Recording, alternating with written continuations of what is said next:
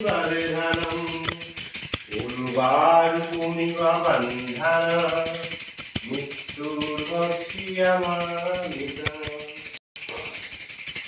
ॐ त्र्यम्बकं यजामहे सुगन्धिं पुष्टिवर्धनम् उर्वारुकमिव बन्धना मृत्युर्भक्ष्यमामिता।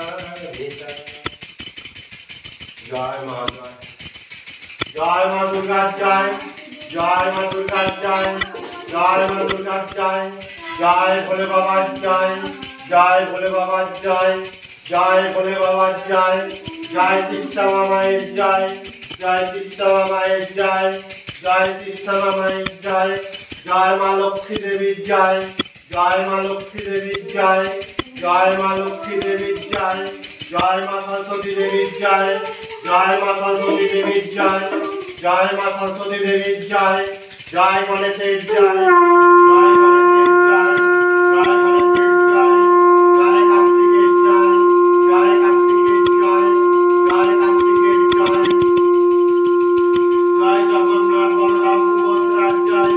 जय जगन्नाथ बलराम सुभद्रा जय, जय जगन्नाथ बलराम सुभद्रा जय, जय राधा कृष्ण जय, जय राधा कृष्ण जय, जय राधा कृष्ण जय, जय गौरनिताय जय, जय गौरनिताय जय, जय गौरनिताय जय, जय शंकरचूड़े जय, जय शंकरचूड़े जय, जय शंकरचूड़े जय, जय नारायण बाबा जय, जय नारायण बाबा जय, जय नारायण बाबा जय, जय तारामाय जय, जय तारामाय जय, जय तारामाय जय।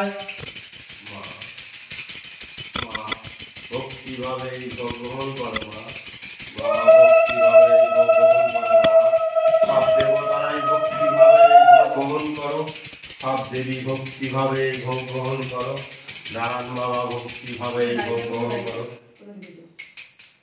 খাতা ডাইটা মানে সাঁচ দিলাম সঙ্গ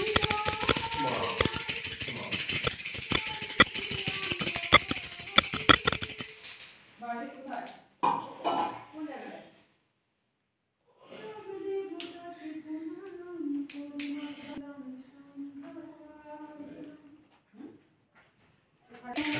আমার ভাইটাকে একটু দেখো।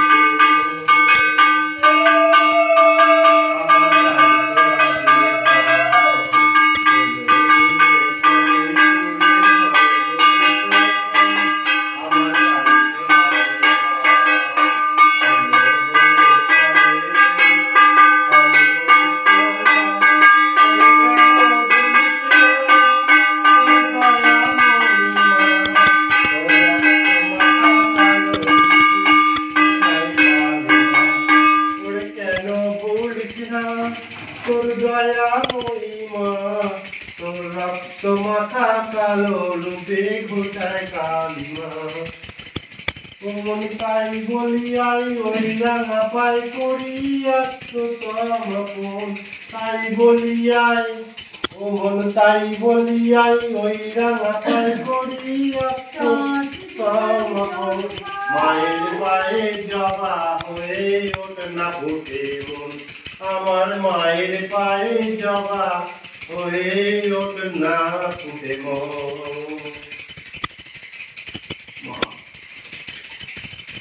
জয় মা গো, জয় কৃষ্ণ মামায়ের জয়, জয় কৃষ্ণ মামায়ের জয়, জয় কৃষ্ণ মামায়ের জয়। মা গো মা, মা তুমি ভালো থেকো মা, সুস্থ থেকো মা, সর্বদা শরীরের যত্ন রেখো মা, সব দেবতা দেবী ভালো থাকো, সুস্থ থাকো, সর্বদা শরীরের যত্ন রেখো ভগবান। আর তোমার এই সন্তানগুলো যত জগতে তুমি সৃষ্টি করে রেখেছো মা গো, সবাইকে সুস্থ রেখো, ভালো রেখো মা।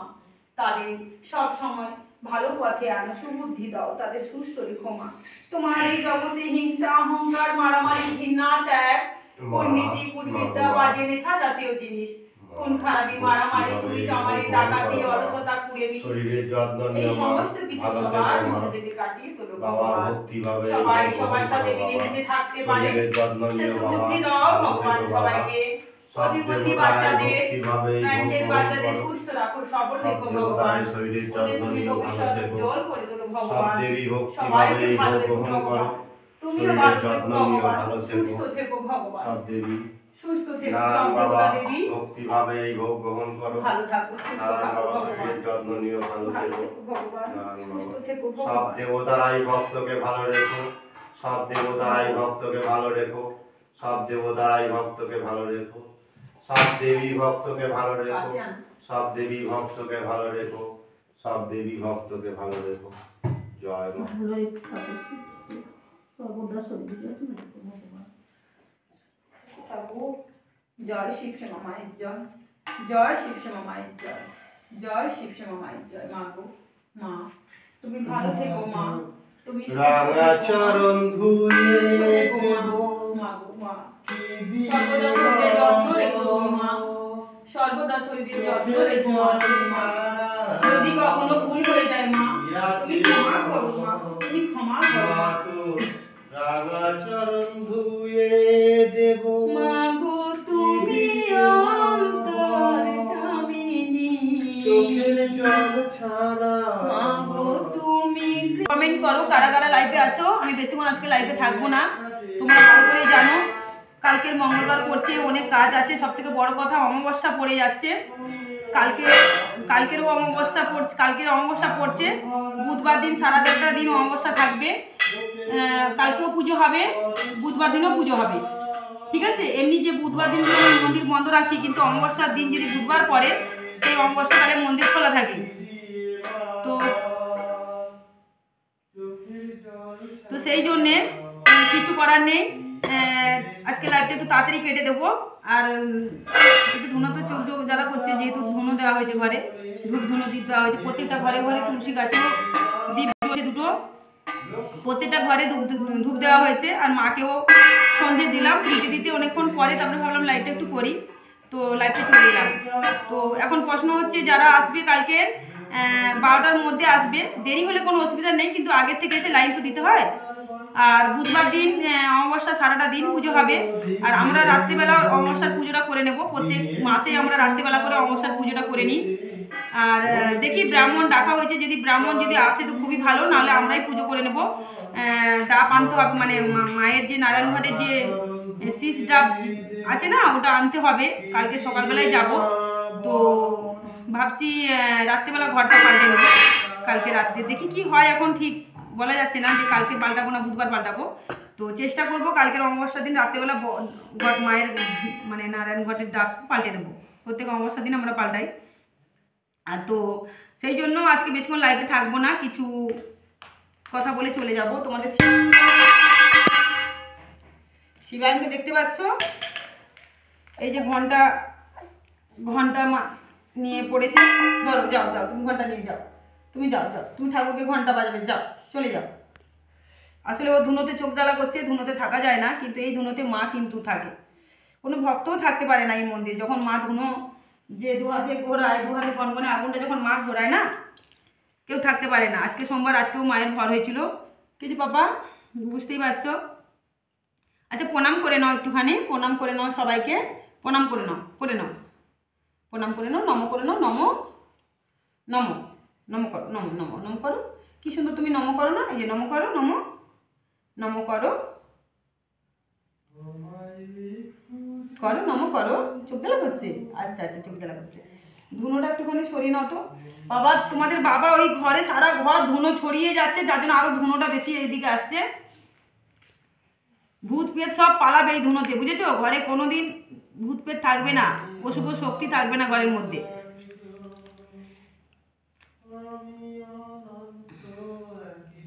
বাবা সারাক্ষণ এই পুজো বাসা নিয়ে ব্যস্ত থাকে। কালকে যাব আমি, হ্যাঁ অবশ্যই কালকে চলে এসো, কাল তো মঙ্গলবার। আর যেটা যাই হোক, যেটা বলতে এসেছি আমি, শিবশ্যামা মা আদেশ দিলেন যেটা বলার জন্য, তার জন্য আজকে লাইভে আমার আসার কথা একদমই ছিল না। লাইভে আসলাম এই কারণে, শিবশ্যামা মার আদেশে এসেছি আমি। মা তো সবসময় আদেশ দেন না, মাঝে মাঝে এমন আদেশ দেন মা আমাকে আসতে হয়। তো আমি জানি ভিডিওটা তো বেশি জায়গায়, যদি ভিডিও করে ছাড়ি ভিডিওটা বেশি জায়গায় যাবে না, যার জন্য আমি লাইভটা করলাম। তো শিবশ্যামা মা আদেশ দিলেন আমাকে, এই যে কালকে আমাদের কিছু আদেশ দিলেন যে জিনিসগুলো আমাদের কালকে করতে হবে, তো অবশ্যই আমরা করবো সেটা। আর ভক্তদেরকেও আমি বলে দিচ্ছি, যারা যারা কালকে আসবে মোমবাতি নিয়ে আসবে।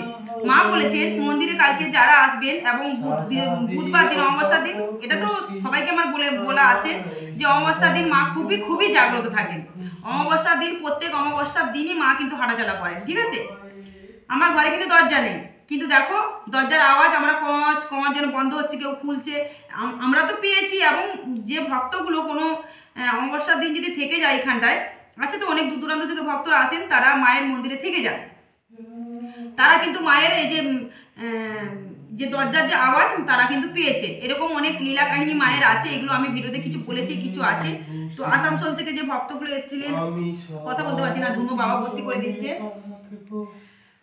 আসানসোল থেকে যারা এসেছিলেন তারা ছিলেন, আর শিলিগুড়ি থেকে যারা এসেছিলেন, মানে যাদের সৌভাগ্য হয়েছে তারা কিন্তু মায়ের হাঁটাচলা দেখেছেন। মায়ের কিন্তু পায়ে নূপুর নেই, কিন্তু মায়ের পায়ের নূপুরের আওয়াজও আমরা পেয়েছি।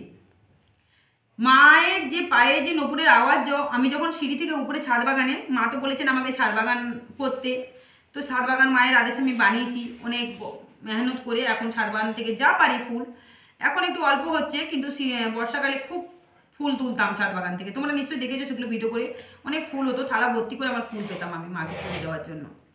তো মায়ের আদেশে আমি ছাদ বাগানটাও বানিয়েছি। মা বলেছিলেন যে শ্যামা মা, তা মল্লিকপুর স্টেশনে কত ফুল আনতে তুই যাবি আমার জন্য, তুই একটা ছাদ বাগান বানা, দেখবি তোর ফুলের গায়ে ভর্তি হয়ে যাবে। একটু যত্ন মা নিতে বলেন, তো ছাদ বাগানটা আমি যত্ন নিতে সত্যি পাচ্ছি না, কিন্তু ছাদ বাগানে তবুও কিন্তু ফুল ধরে। যখন আমি যত্ন নিতাম খুব ভালো নিতাম যত্ন, যখন শিবায়ু হয়নি তখন খুব ভালো ছাদ বাগানে আমি যত্ন নিয়েছিলাম। এখন আর পেরে উঠছি না। ইউটিউবটা চালু করার পর আরও আমার কাজ বেড়ে গেছে, এই 3খানা ইউটিউব চ্যানেল, ফেসবুক, ইনস্টাগ্রাম, আমি আর পেরে উঠছি না। তাই ইনস্টাগ্রামে আর ভিডিও ছাড়ি না, ছেড়ে দিয়েছি আমি। ফেসবুকে ছাড়ছি মাঝে মধ্যে টুকটাক ছাড়ি। আর এই রানিং চলছে এই শিবায়ু ইউটিউব চ্যানেল, শিবশ্যামা ইউটিউব চ্যানেলটা, যতটা পারছি ভিডিও ছাড়ছি, আর সূর্যকান্তটাকে ও ছাড়ার চেষ্টা করছি। তো আমি ভেবেছিলাম আজকে সূর্যকান্ত ইউটিউব চ্যানেলে লাইভটা করব। তো সাবস্ক্রাইব যারা করেছো তারাই পাবে, আর যারা করবেন তারা তো পাচ্ছ না, যার জন্য আমার এই চ্যানেলটাতে আসা। তো মা আদেশ দিয়েছেন যারা আসছো মানে অমাবস্যার দিন, যারা অমাবস্যার দিন আসবে মোমবাতি নিয়ে আসবে, বিজোড় সংখ্যায় মোমবাতি এনে জ্বালিয়ে মানত করবে। গরম যে মা ধুনোচিরা দু হাতে ধরে গনগনে আগুনটা যে মা ধরে 5 মিনিট 10 মিনিট যে ধরে থাকেন, ধরে ধরে যে ভক্তদের ভবিষ্যৎ বলেন, যার যা সমস্যা সেটা যে মা বলছেন, এবং কি কি সমস্যা হচ্ছে, কিভাবে ঠিক হবে, সমাধান পাবে, কিভাবে তার সমস্যাটা সমাধান হবে, কবে হবে, কি কারণে হচ্ছে এই সমস্যাটা, কোথায় গেলে ঠিক হবে, বা এখানে ঠিক হবে কিনা, মা সমস্ত কিছু এসে বলে দেন। এখানে মার যখন ভর হয় বলতে লাগে না। আজ পর্যন্ত কোনো ভক্ত এই যে তোমার আমি যে লাইভ ভিডিওতে যে লাইভ করছি, এটা নিশ্চয়ই অনেক জায়গায় যাবে, এটা কেউ কি বলতে পারবে আজ পর্যন্ত যারা যারা মায়ের মন্দিরে এসছো কোনোদিন কাউকে কিছু জিজ্ঞেস করতে হয়েছে? এখানে মা বলে দেন, মা এখানে বলে দেন। তাদের অনেক রকম সমস্যা, বিড়বিড় করছে যে কোনটা আগে বলবো কোনটা পরে বলবো, তখনই মা জিজ্ঞেস করে কি তুই তো বিড়বিড় করছিস, কোনটা আগে বলবি কোনটা পরে বলবি, বল তোর কোনটা আগে আমি বলবো, বল কোন সমস্যাটা। এত সমস্যা কিন্তু এখানে মা এত বলবে না, কারণ মা যদি তোমার পিছনে যদি অনেকক্ষণ লেগে থাকে তাহলে আরও 5টা ভক্ত এখানে এসে বসে আছে, মা তো বেশিক্ষণ থাকে না, তাই মা হুটহাট করে বলে হুটহাট ওষুধ দিয়ে চলে যায়। মাকে বেশিক্ষণ ধরে রাখা যায় না। মা বেশিক্ষণ যদি থাকে আমার শরীরের মধ্যে প্রচণ্ড আমার কষ্ট হয়। আর একটা জিনিস তোমাদেরকে বুঝতে হবে, মা কিন্তু আমার একার নয়। শনিবার, মঙ্গলবার, সোমবার, অমাবস্যার দিন অনেক অনেক জায়গায় মা কিন্তু জাগ্রত আছেন, অনেক জাগ্রত মন্দির আছে, অনেক জায়গায় আমার মতন সে ছেলে হোক মেয়ে হোক অনেক জায়গায় তাদের মধ্যে মা প্রবেশ করেন। এই জগতে কোথায় কি অবহেলা, ক্ষতি, 9-6 অনেক কিছু বিপদ আপদ, রোগ ব্যাধি মা তাদের বলে দিয়ে, তাদের ওষুধ দিয়ে ভালো করে চলে যান। যাদের দেরি হবে সেটাও বলে দেন, যেটা মা বলেন যে এটা ওই জায়গায় যা তো ঠিক হবে, তাই না? মা তাকে একটু ঘোরান যে অমুক জায়গায় যা, অমুক জায়গায় অমুক রূপে রূপে আমি আছি, অমুক জায়গায় অমুক রূপে, সেই মন্দিরে গেলে তোর এটা ভালো হবে, মা সেটা বলে দেয়। বুঝতে পারছো তো? তা এখানে মাকে বেশিক্ষণ ধরে রাখতে আমরা পারি না। আর মা কিন্তু নিজের সবসময় মা বলেছেন আমি আমার মালিক। দেখবে ভিডিওগুলোতে আছে মা বলেন যে আমি আমার মালিক, ঠিক আছে? আমি কখন আসবো কখন যাবো সেটা আমার মর্জি। আমার যদি মনে হয় যে না আমার কোনো সন্তান খুবই অসুস্থ আছে, আমাকে এক্ষুনি আসতে হবে, তাহলে মা আসেন। আমরা সারাদিনে অনেকবার পুজো টুজো করার পরও কিন্তু মা আবার আসেন না। যার ভাগ্য যে ধৈর্য ধরে থাকতে পারে তার কিন্তু ভাগ্য খুলে যায়। যারা অনেক জায়গায় 9-6 করে টাকা পয়সা খরচা করেন, অনেক জায়গায় হয়তো সমাধান পান না, কিন্তু দেখো মায়ের মন্দিরে আসলে, এখানে কিন্তু শিবশ্যামা মায়ের মন্দিরে আসলে তাদের কিন্তু সমস্যার সমাধান পায়। মা যে টোটকাটা দেয় সেই টোটকাটা ঠিক মতন পালন করতে হবে, নিয়ম মেনে মাকে জপ করতে হবে। বসো, এখানে বসো। নিয়ম মেনে জপ করতে হবে, টোটকাটা পালন করতে হবে, তাহলে কিন্তু তার সমস্যার সমাধান হচ্ছে। কিন্তু সেটা ভক্তি শ্রদ্ধার সাথে, বিশ্বাসের সাথে করতে হবে, ঠিক আছে? এটা মাথায় রাখো। মায়ের দেওয়া যে জিনিসগুলো, সেই জিনিসগুলো যদি তোমরা নিয়ম মেনে পালন করো ভক্তি শ্রদ্ধা দিয়ে, তাহলে কিন্তু তাদের সাথে সাথেই কিন্তু কাজ হয়ে যাচ্ছে, বিশাল বড় বড় সমস্যা থেকে ওরা মুক্তি পাচ্ছে। এমন কোনো মানুষ নেই, মানে ভক্ত নেই, যে মায়ের মন্দিরে এসে বলবে মাকে ভর হলে যে মা আমার এই ছেলেটা এই অমুক তমুক হ্যান ত্যান কী করতো, না বলতে লাগে না। প্রকৃত যেখানে ভর হয় মা সেখানে বলে দেন তার অন্তরে কি ফুটফুট করে চলছে, কি সমস্যার জন্য সে এসছে। মা এটাও বলে দেন দেখো উনি তো মা, উনি খারাপ ভালো সব কিছু বলবেন, বলে দেয়। তো সেখানে আমরা সন্তানরা যদি ভুল করি, মা হয়ে মা বকবে, মা ভালোবাসবে, মা, তাই না? তো শিবশ্যামা মা কিন্তু সবাইকে, সব সন্তানদেরকে আপন করে নেন এবং বুঝিয়েও গুছিয়েও বলেন। সবসময় মা বলেন যে তোর এত বড় সমস্যাটা, তুই এত এত ভুল করেছিস, তোর এই সমস্যাটা তুই এখানে এসে বলছিস মায়ের আমার এটা ভালো করে দিতে। আমি কেন তোর ভালো করে দেবো? তুই কি এমন পুণ্যি করেছিস, তুই কি এমন পুণ্যি করেছিস যে আমি তোর ভালো করে দেবো? বল, তুই বল তো এই 5 বছরে কি পুণ্যিটা করেছিস? বেশিরভাগ তুই ভুল করেছিস, পাপ করেছিস।